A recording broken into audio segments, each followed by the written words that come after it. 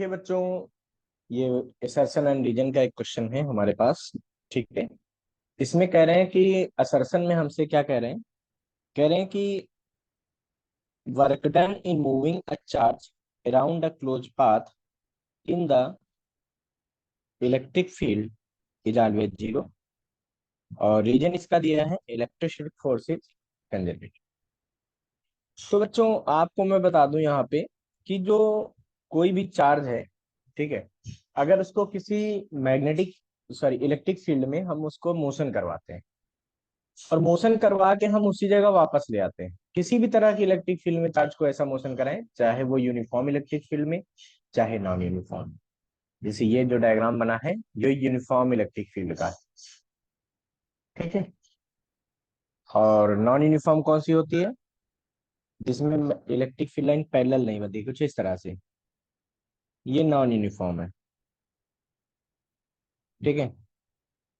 ये क्या है?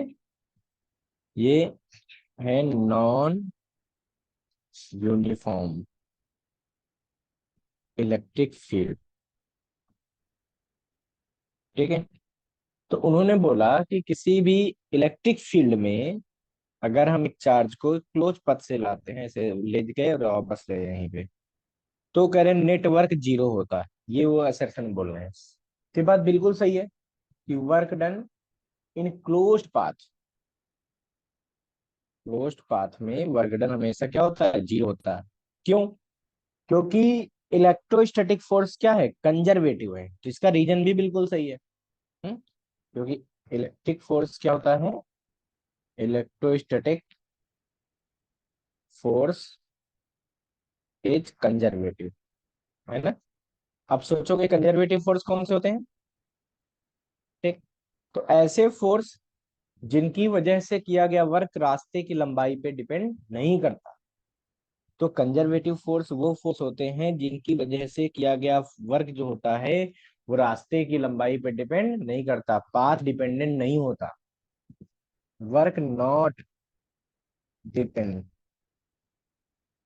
Eight length of path.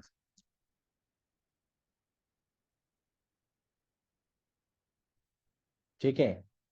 Against conservative force या विथ कंजर्वेटिव फोर्स, जो भी बोलो, मतलब कंजर्वेटिव अगर फोर्स कहीं पर लगातार लग रहा है तो जो वर्क है वो रास्ते की लंबाई पे डिपेंड नहीं करता। ये कंजर्वेटिव फोर्स की प्रॉपर्टी होती है।